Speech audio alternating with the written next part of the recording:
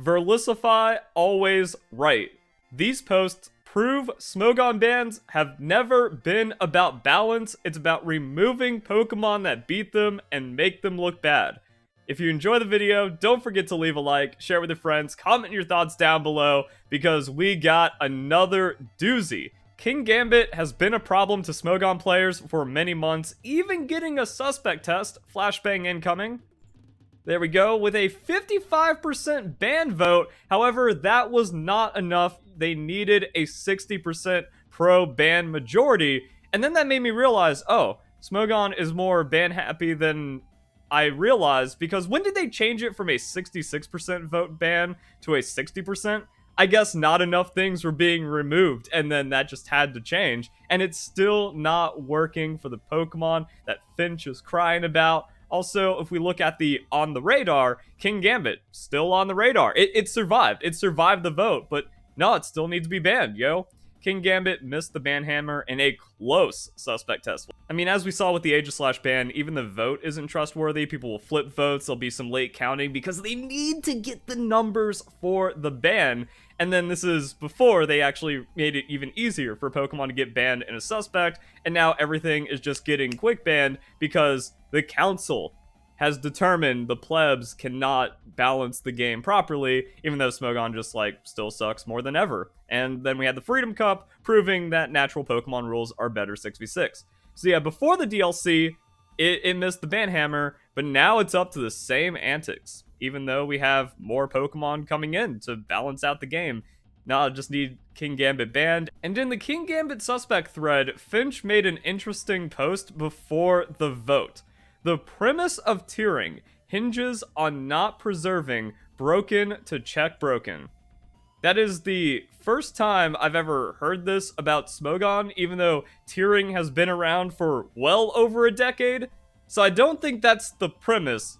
This kid just wants everything banned so he can look good in Pokemon, and is now, again, also that's just how Smogon has always been. Changing definitions on a whim, making up definitions, contradicting yourself in the same ban logic, anything to make it sound like the Pokemon needs to be removed. If X is broken, but the tier need X, so Y isn't a problem, we still need to ban X and then look into Y afterwards.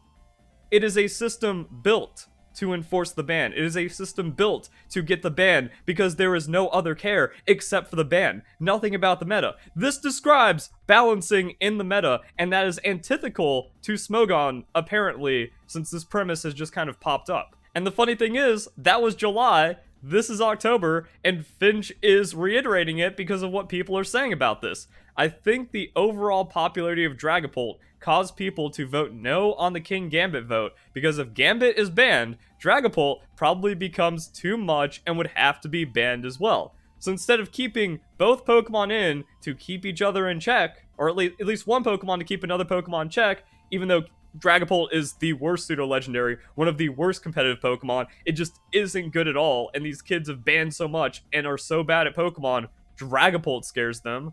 Either way, this shows Smogon players can't handle threats, and the default state is ban, not balance. Tiering is intended to be a multi-act operation, not a solo act. If X is suspected and broken, but is being allowed, stops Y from being broken, then you ban X and potentially Y after. You don't withhold X to preserve Y, making the metagame worse on both fronts. That's just completely wrong. You don't make something more balanced by removing Jenga pieces, and this just kind of shows the domino effect, that when you ban everything, it gets to the point where you're just playing whack-a-mole. You ban one thing, two more threats pop up, you gotta ban those two threats, now there's three, and you're just in a perpetual state of the game never getting any better. It also creates a community of babies that just want everything banned. Like, that thing got banned. I didn't even think it was that bad. I voted no on the suspect test, but this thing keeps beating me, and that makes it too much of a problem, so it needs to be banned. So now you just have people nonstop calling for bans because that thing got banned, and then now we have it to where, like, look at this. This is on the radar. So we already have Ursaluna getting suspected. Then we go into Ogerpon being banned. We had the quick ban for Baxcalibur. Urshifu already getting banned. Volcarona and all that. Gliscor, even though Gliscor's been around forever now, nah, man, we don't want to break stall anymore because we've banned all the power out of the game, even though Pokemon has more power creep than ever. Golden Go being around, Iron Valiant somehow. It's just all about it's all about searching for the next ban instead of searching how to make the game balanced or develop yourself as a player, which again is in the definition of skill, team building, assessing, dealing with threats, building towards strategy, creativity, catering to the metagame is skill. What I've shown is Smogon players do not want a diverse, healthy metagame. They only want like 10 viable Pokemon, that way everything is predictable and there's not going to be something weird that makes them uncomfortable. And then the replies and replies to replies are funny. Yeah, but to a point, you eventually just ban everything. There will always be a good Pokemon. And we're seeing this now where it's like, oh, Kingambit needs to be banned. And even after dodging Suspect, it needs to be banned off of this next Suspect. Sure, but the amount to which things stand out as blatantly broken tends to go down when you remove these types of things. How many bans has there been for Scarlet and Violet, and that hasn't happened? It's like over a dozen or something. And in this specific case, Polt wouldn't even be particularly broken without Gambit, who hardly checks it to begin with. It's rarely cut and dry.